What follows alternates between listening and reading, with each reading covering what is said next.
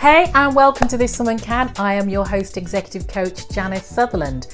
Now, getting real with yourself and asking yourself the hard questions is one of the best ways to learn more about yourself. And as we start to wind down for the festive period, I really recommend taking a few moments to undertake some serious self-reflection. Now, this may seem like a trivial goal, but knowing yourself on a much deeper level is incredibly powerful. Not only will you be more connected with yourself, but you'll also be able to make far more authentic decisions when it comes to your future. And even more than that, even further, you'll be more confident in the choices you're making because you know those choices you've made have aligned with all your beliefs, your goals and values, which I've talked about in earlier podcasts. And then finally, getting real with yourself allows you to recognize what challenges you need to overcome and what flaws you may need to address going forward. And with our constant focus on the future, we often really often overlook what we've learned, what we've achieved, what we've overcome, all of which can really help us shape our future plans when we have that knowledge. So today I'm sharing with you, my This Woman Can friends, my reflective thoughts and provide you with a few questions that you can answer to kick off your own self-reflection process. You can answer a question daily or you can take some focused me time, whatever works for you. So let me kick off, let me start. I am proud of my resiliency Mark II. I am a resilient person by nature, but like a lot of you, this year was testing and challenging. And it would have been really easy to panic about work and how was I going to earn? Now I'm an entrepreneur, now I'm self-employed. But I recognize that I've been through tougher situations. I have faced divorce, I've been a single parent, I've had job loss and much more. And I saw more competition in the coaching space, but really remained focused on my own goals, my goals were, and not getting myself distracted by looking at what everyone else was doing. And then even when I reflected even more, what I found that I was working even harder, just keeping myself busy, my mind busy and occupied, and then quicker realized that just because I could didn't mean that I should. So, and I really have to keep reminding myself of this. But from this perspective, I actually embraced networking and far more collaboration than I've ever done in 2020. And you've seen my hashtag 2020 friends. And I'm also a self-confessed control freak and found myself busy on activities which were a real drain on my time, which if I was honest with myself and I was still in the corporate environment, I would have delegated it. So I'll be taking this approach in my work going forward and getting myself support that I need to have a successful 2021 and reminding myself of this constantly. I also challenged myself and did it scared. Yes, did it scared. After podcasting for 3 years, I'm incredibly comfortable with the audio side of podcasting, with audio podcasting, but I'd always shied away from the camera for so many things. You want to look right, you want to look perfect, all the things that go with it.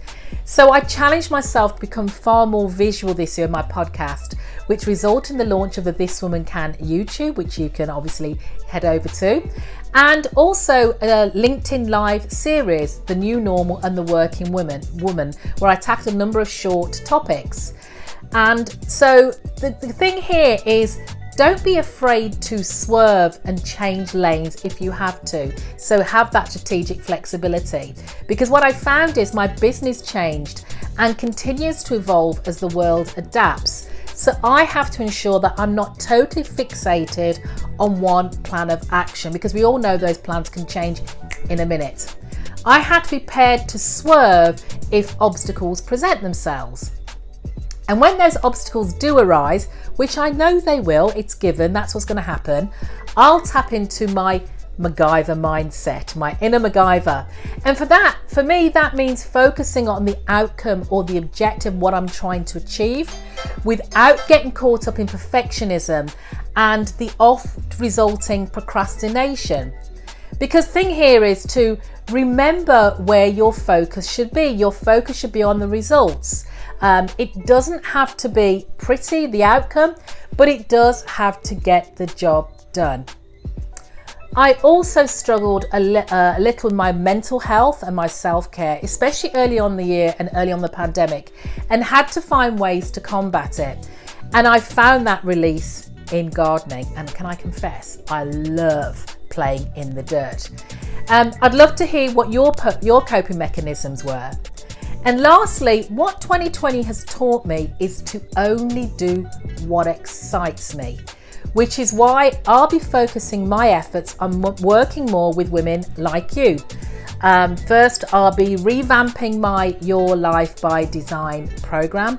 This is an online self-guided program really designed to help you identify how you've been getting your own way. We all do it. How you've been getting your own way, develop the tools to overcome those self-imposed limits we've placed on ourselves, but also create that success blueprint for you to start living the life you've planned out for yourself deserve, and start creating that plan.